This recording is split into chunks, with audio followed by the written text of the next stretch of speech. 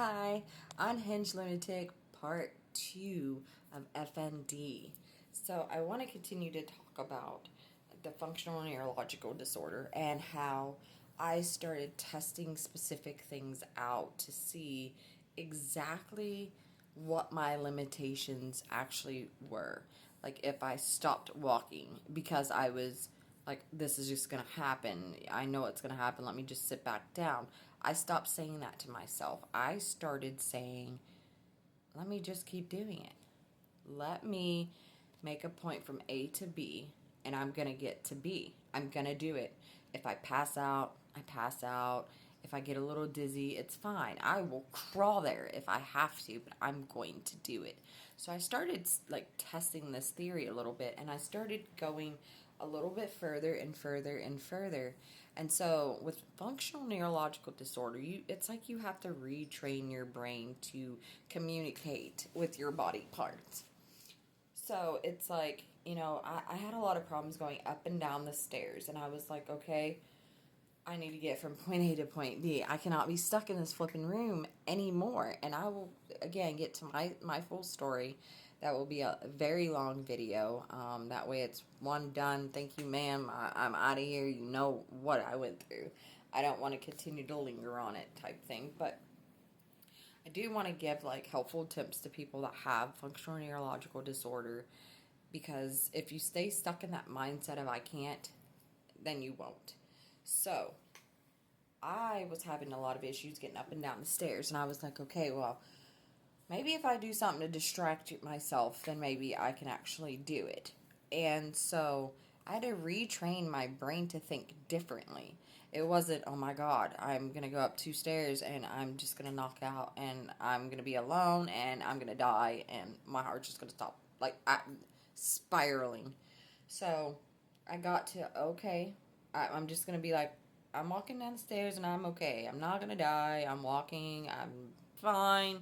There's a step. Go down it. Oh, well, what's that? Look at that. Or, I would make sound. This is why I'm called the unhinged lunatic. Because I would have the weirdest, craziest thoughts in my head, and I would count 1, 2, 3, 4, or I would do 1, 2, buckle my shoe, 3, 4. I would sing these tunes in my head. I would not do it out loud, girl, because I'm telling you right now, I did not want anybody else thinking that I was a lunatic. So, I legitimately would start counting the stairs. I'm like, 1, 2, and then I figured out that there's 13 stairs, and when I hit the bottom, that was my 14th step. I do this every time. I also have OCD, whole different video for that, but so it kind of helped in a lot of different areas, counting like that. So then I got to where I was coming down, and I'd be like, 1, 2, and I could feel my breath, getting heavier, and I could feel, my body feeling a little numb, or me, dissociating just a little bit, and I'd be like, okay, I can feel this. It's okay. I'm gonna make it down the damn stairs. I'm gonna do it. So, it was very, very difficult in the beginning because I was very wobbly. I've dealt with this persistent dizziness, but I would hold on and I'd be like, I am 43 years old. I am not about to just roll my big butt down this thing like a roly-poly, and I'm gonna do this. And by God, I did it. And then when I got to the bottom, I was like, I just did that. Here I am being terrified of just even coming down the stairs. And I just walked down them. Yeah, I look like a baby deer that was just born. But I did it. And I don't care what I look like when I'm coming down them. I made it down the flipping stairs. I was so excited because I was no longer trapped in my bedroom like I had been for 6 flipping months. 6 months. That I made it down to the bottom of the stairs and I was like, this is the first day of the beginning of me getting better. I am done. I am done giving in. I am such a strong woman. I've legitimately been through the worst of the worst of the worst, and here I am just giving in to this. It ain't gonna happen no more. So that's where my journey began. And so I started doing small things, and I mean small things. I would I have these little hand things, and I would just sit there and do those. And, just even sitting up, I'm still dealing with the process of even sitting up, because for 6 months straight, I laid there. I absolutely laid there. I could not get out of the flipping bed. So even sitting up, it's like a different angle. I'm looking at everything at a different angle. So it's very weird to me. It's almost like being on a merry-go-round, and you're going around just a couple times, just enough to be like, whew. But then you sit up, and that's how I felt every time I was just sitting up. And you have no idea how easy it is just to lay back down and be like, oh my God, that feeling is gone. That feeling's gone. I don't have to feel it anymore. So I had to get into the habit of forcing myself to sit up and deal with the symptoms that I was having, because I knew if I continued to lay there, I was going to end up dying, because I was giving up on myself. My body was it was tired, and my mind mentally was going. I'm still very, very weak. I have absolutely zero muscle mass at all. I am just a very weak individual. So even like the smallest thing of like even having a cane in my hand and doing like that, after about 5 pumps, I am exhausted. So I am having to rebuild that muscle and that stamina up. So I am still in the process of going through all of this stuff and still having the diagnosis of FND and still trying to learn how to navigate this. So this is why it's important for me to start this now, because I want other people to know that I am in this with you. You're not in this alone.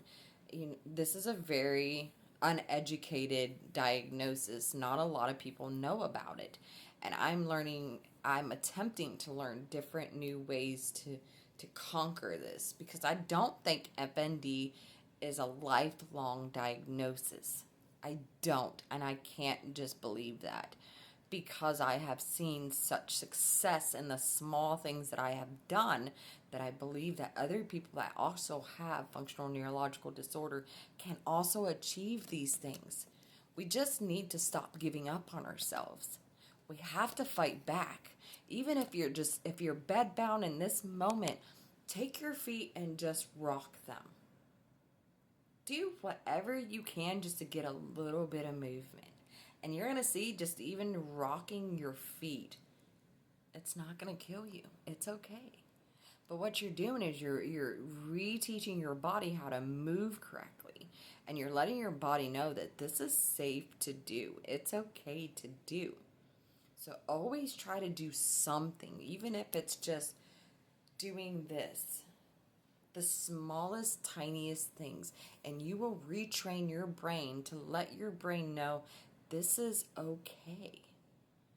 You are going to be just fine. Take those little baby steps. This disease is not going to tear you down. It's not going to rip your life away. You may never be that same person you were prior, but you're going to be an awesome, better you. Do not compare yourself to the old version of yourself. Don't do that. You're going to be brand new. You're going to be refreshed. It's like being born all over again. You get to recreate this new personality, this new person. Be excited for that. Take those tiny baby steps. And I will continue to make videos of little small things that you can do even while you're bedbound, just to let your body know it's okay. And just to keep you moving. You don't want to be still constantly. That is not a good thing. I will help you. If you want to continue to follow and learn more tips and tricks and things, or ask questions, please hit that subscribe button and go check out my other videos. I only have a couple up now, but I'm going to keep posting several a day pertaining to all this fun stuff. So I hope to see you guys soon. Hit that follow button, and I hope you guys have a great day.